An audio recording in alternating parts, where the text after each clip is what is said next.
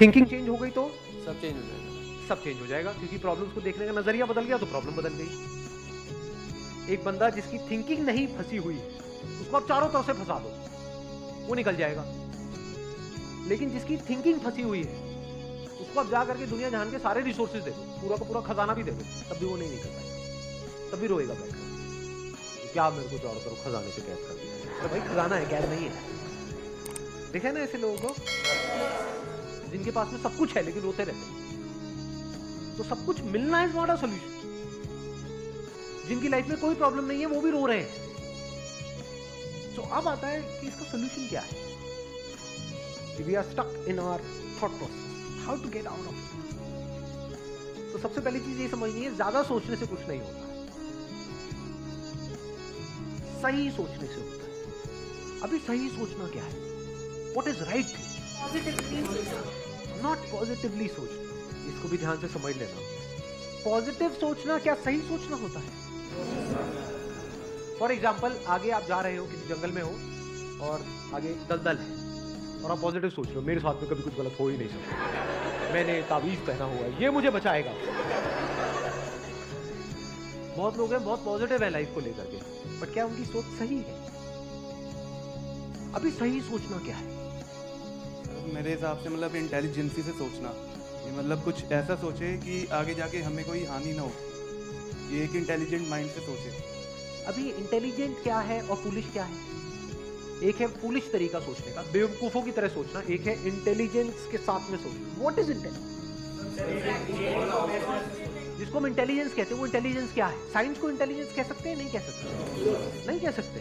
तो किसको कहोगे? सुपरस्टिशंस को इंटेलिजेंस कहोगे? सुपरस्टिशंस मतलब क्या? बिलीफ, कुछ भी मान रखा है उसको पकड़ के बैठे हुए उसके हिसाब से एक्ट कर रहे हैं, उसको इंटेलिजेंस कहोगे? या साइंस जिस तरीके से आगे बढ़ रही है उसको इंटेलिजेंस कहोगे? Exact.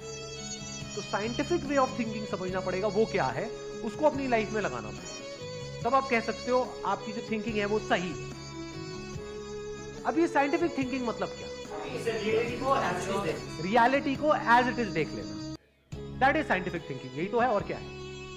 There are laws of this universe, उसको एज इट इज देख लेना, उसको ऑब्जर्व करना, यही तो है साइंटिफिक थिंकिंग। उन लॉज को बदलना नहीं, क्योंकि साइंस बदल नहीं सकती उन लॉज। लॉ ऑफ ग्रेविटी को साइंस बदल नहीं सकती है, उस लॉ को समझ करके उसके हिसाब से एक्ट कर सकती है। इसी साइंटिफिक थिंकिंग को अगर हमको अपनी लाइफ में लगाना हो तो इसका मतलब क्या? एक थिंकिंग हो सकती है लाइफ से रिलेटेड, जो भी आपके दिमाग में कचरा भरा पड़ा है बचपन से लेकर के आज तक, जैसा आपको समझाया गया है लाइफ के बारे में। किसने समझाया है? वो लोग जो खुद नहीं समझते, लाइफ के बारे में अपने अपने बिलीफ बनाए, अपने अपने स्टैंड पॉइंट से लाइफ को देख रहे हैं। फॉर एग्जाम्पल, कोई हिंदू है तो एक तरीके से लाइफ को देख रहा है, कोई मुस्लिम है तो अलग तरीके से लाइफ, क्रिश्चियन है तो अलग तरीके से देख रहा है। क्या सही है इन तीनों में से? कि तीनों को सही थिंकिंग कह सकते हैं ना, क्योंकि आपस में लड़ झगड़ रहे हैं। साइंस में कोई लड़ाई झगड़ा होता है?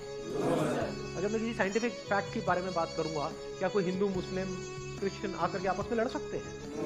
नहीं। तो ये सही थिंकिंग। एक है जो हमें सही लगता है, एक है जो सही होता है, दोनों में जमीन आसमान का फर्क है। एक है जो आपको सही लगता है, एक है जो सही है। साइंटिफिक थिंकिंग का मतलब क्या? अगर इसको हमको लाइफ में लगाना हो तो, यानी लाइफ को आप एज इट इज देखो, ऑब्जर्व करो, फिर उसके बारे में सोचो। This is scientific thinking. और ये जो फंडा जिसकी मैं बात कर रहा हूं, इसको आप लाइफ के किसी भी एस्पेक्ट में लगा सकते हो। हम फंस ही नहीं सकते। बिलीफ्स में आप गारंटेड फंसोगे। शॉर्ट टर्म में वो अच्छे लग रहे होते हैं क्योंकि वहां पे कंफर्ट मिलता है। जो भी हमने मान रखा है, अगर उसको पकड़ करके हम बैठे रहे और उसमें गोल गोल घूमते रहे तो बड़ा कंफर्ट मिलता है, लेकिन आगे जाकर के उनको फंसा देता है, एंटैंगल्ड कर देता है। बट जो रियलिटी है वो धीरे धीरे धीरे धीरे आपको आजाद करती रहती है, जितना आप रियलिटी को समझ जाते हो उस लेवल पर। यानी कि अगर इसको मैं पूरा समअप करूं, जो भी मैंने अब तक कहा है उसको, ये सेशन शुरू कहां से हुआ था? फेलियर से हुआ था। एक के बाद एक हमने लाइफ में बहुत सारे फेलियर्स फेस करे हैं। तो अब अपने फेलियर्स को ऑब्जर्व मत करो, अपने को बीच में से हटा दो, ऑब्जर्व करो ये जो फेलियर्स हैं ये क्या है। तो you will start seeing the nature of those failures, you will start seeing the causes of those failures. For example मेरी लाइफ है, अगर मेरे को उसको ऑब्जर्व करना है, दो तरीके हो सकते हैं। एक ये, अब मैं अपनी लाइफ में थोड़ा सुधार रहा हूँ जिससे कि आप उसको रिलेट कर सको। मैंने पास में कुछ गलतियां करी, बहुत बड़ी बड़ी गलतियां करी, मेजर लॉसेस हुए, तो एक एंगल तो ये हो सकता है मैं ऐसा कैसे कर सकता हूं। दूसरा ये है कि मैं ऑब्जर्व करूं कि एग्जैक्टली वो गलती क्या थी और उसका कॉज क्या था। तो वो दिख जाता है, अच्छा उस टाइम पे वो ग्रीड बहुत ज्यादा हावी हुई पड़ी थी। अच्छा ग्रीड क्यों हावी हुई पड़ी थी, इतना लालच क्यों आया हुआ था कि हाँ ये करना है, ये करना है, ये करना है, ये क्यों आया हुआ था। और ये बचपन से ऐसी कंडीशनिंग हुई थी, बचपन से घर में यही सारी बातें सुनी, तो इसलिए I was acting out of that information जो मेरे अंदर फीडेड थी, and that was not correct information. वो सारी इंफॉर्मेशन गलत थी, जिसकी वजह से मैंने जल्दी से एक्ट किया, बिना सोचे समझे, बिना सही थिंकिंग के एक्ट कर दिया, उस वजह से जाकर के फंस गया। तो मुझे उस बंदे ने नहीं फंसाया, मैं खुद फंसा अपने लालच की वजह से। तो अब ये क्लियर हो रहा है हम कैसे देखते हैं।